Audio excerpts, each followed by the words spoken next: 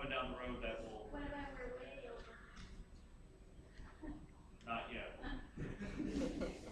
So, on that, everyone else doing okay? You guys did a great job. Thoroughbred meet went well. We're up 2% over prior year. So that went well considering the Sundays were a little challenging, especially on the host side. Hence why we cut out those last 2 Sundays and moved some of those times around. So, good job to everyone getting that done. Mine was up over prior year, so real pleased with that. So, first 2 weekends of the quarters have done pretty well as well. So, hopefully that trend will continue because we only got about 4 or 5 weeks left. So, there'll be some more stuff coming down the pike, but we get Betty talking about legislative. She went out to Austin. Oh, another thing is thanks to Sarah and Betty for passing out the candy last week to you guys. So that was their idea. So it was a really nice gesture on their part to do that for everybody. So, you guys are Almost late. To the back. Almost to the back. late. Let us update on numbers. Right? Let's update on. So again, Update on numbers. did you get a letter? Yeah, I did too. It wasn't all that positive. Okay. There is another Senate. There's another proposal going in that Andrea is meeting about in a committee hearing that allowing full-blown casinos at racetracks and certain locations on the Gulf counties and some in I think in San Antonio and Fort Lauderdale. I don't know if I read right, but they're saying they're having a Alonso.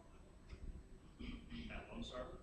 Well, the company that owns Lone Star, the management company owns WinStar casinos over in Oklahoma. So obviously, if casinos or slots do pass, Lone Star would get them as well.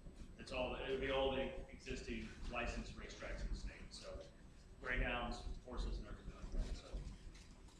So if you guys do live in Senator Whitmire's area, you guys know who your legislators are. Certainly send him an email prior to Wednesday because he is on that committee that Andrea's will be talking about. So if you do support that expanding gambling here, please make an effort to reach out to Whitmire's. Probably the closest we've gotten so far, so the momentum's moving forward, which is a change pace. So if there's any more details, I'll get that passed out in the lines. Yes. I went to Delta Towns 2 weeks ago. Why? But I just wanted to point out one thing. I went through the parking lot, I walked it, okay? It's all Texas license plates. There wasn't one Louisiana plate in there. Yes. I'm sorry. I think I basically want to spend my money here. Yeah. So if you do live in Whitmire's district, please make an effort to send an email or call his office in Austin or here as well. So yeah, it's still up to your choice, but if you do support that and what that may bring for everybody, please give them a call. So on that, I'll leave that to Betty. So I'll pick up where you left off. I'm not sure if you guys do, but there are actually 40 states with casinos style gambling in their racing season. So 80% of the country is taking advantage and wisely keeping their money in-house. If you look at the top 10 states with mayors spread nationwide, Louisiana ranks 3rd, which is a position we held in 2001. Oklahoma, New Mexico rate 8 and 9, and Texas is not even on the list anymore. A decline in horses reflects a loss of interest in the horse racing industry in Texas, because why would you race here when you could go race in Louisiana for 3 times the money? This past Tuesday, a group of us traveled to Austin in hopes to meet with Senator Whitmore and a few more of our representatives, so we could decide whether or not, well, in hopes they would decide what to pass. There's actually 3 bills currently out.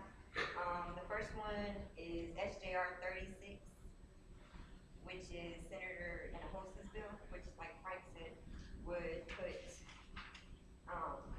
locations of slot machines in all grade 1 racetracks, which is us, Grand Prairie, which is Lone Star, and Retama, which is Senator. The next one, sorry, lost my place. In order for us to stay competitive with surrounding states and keep the Texas racing tradition alive, and in essence, our jobs, today I'm urging you to come informed and involved, knowing how critical it may be for our future. Let's consider the possible outcomes from allowing Texas to have legal access to casino-style gambling at already established gambling facilities. Casinos at racetracks would add more than 75,000 jobs and 8.5 billion in economic growth statewide, more than an estimated $1 billion in tax revenue yearly.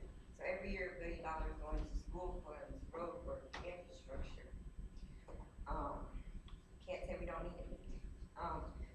40 industries are expected to benefit from gaming expansion, including tourism, agriculture, construction, services.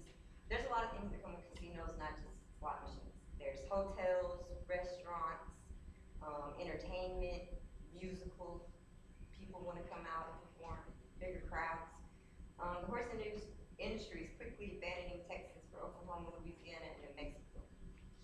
It's time to level the playing field. As Ann said, Texas already gamble outside our borders. According to a 2010 study that I found on LetTexansDecide.com, 90% of the customers at casinos on the Texas-Oklahoma border are Texans. 90%. It's no wonder $2.9 billion leaves Texas annually to our neighboring states. They kind of have us surrounded. It's time to bring that money home. Allowing casino-style gaming in Texas benefits all parts of the states, from the High Plains to South Texas and Upper Rio Grande to Southeast Texas. In order for us to stay a relevant player with surrounding states, we must keep Texas racing tradition and our jobs alive. Like Frank said, we would appreciate if you guys would take the extra step to reach out to your senators. He mentioned Whitmore. Actually met him in passing at our trip to Austin, and from what I can tell from his staffers, he's definitely behind us. From my personal, I only came in contact with one senator staffer that was absolutely against gambling. Didn't want to hear any of the other advantages, just heard gambling and wanted nothing to do with it. I wish the name of this is off of my head right now, but if I find out, you can all write a letter. I'll let you guys know on the call sign. Today I encourage you to make the decision to be involved and get the word out. Reach out to your local representatives. Let them know how important these bills really are to not just to yours and my livelihood, but to the state as a whole. If you guys are interested, I have information about the bills, more detailed as to what they are, which ones actually help us. Any questions? That's it. Yes. When you said something about reaching out, your neighbors and family members, you know, they count too, not just employees here. Anybody that might be interested, let them know what bill we're supporting, and that, we appreciate it if they would write a letter or an email, The one we're most behind is the SJR 64, which is Senator Corona's bill, and that's the one that would allow casinos inside the already established racetracks, which is most beneficial for us personally. But if we could get the ball rolling, started anywhere, if they would just put on the ballots and let Texans decide what's best for, no one's forcing people who are against gambling to go, but it's already happening, so why not reap some benefits? If you're not gonna allow legal gambling, we need to shut down the illegal places. I mean, that's. Yes, ma'am. You are all aware of the fact that the Alabama Coshada and Livingston have made a deal, or are in the process of making a deal with the federal government to open a casino on their reservation in exchange for the $2.7 billion that the federal government owes them for stealing their land. Yes. It was in the newspaper last Can I week. also add to that? So that's going to be a benefit to us as well, because if the Indians get it, why can't we? Right. In 2009, that tribe, the Alabama Coshada, actually They opened did a up- good job, and they had nice casinos, they had nice They had a machines. beautiful casino, and they were shut down within less than a year. Less than a year. And right now, they're actually trying to help pass Senator Corona's bill as well. It would Yeah. be beneficial. Yeah, that's why I brought it up, because I know they're pushing for it that way as well. Why did they shut down? They were shut down because it's Because they didn't illegal have by casinos in treaty for them to have casino gambling or any kind of gambling on their reservation by federal law. They're the only Indian tribe in the nations with it. They didn't even have alcohol or anything. Right, So no the drinking people in were their still in line Mhm. outside. I got to go up there once, That's all I got. and it was nice. Thank you so Thank much. you, Betty, appreciate it. So obviously Betty's doing that for her class. You're working on your class this Yes. Betty, Great, thank you, Just real quick, she's doing that for her class. I know, That's persuasive speech. So I want to reiterate again, this doesn't have anything to hinder on your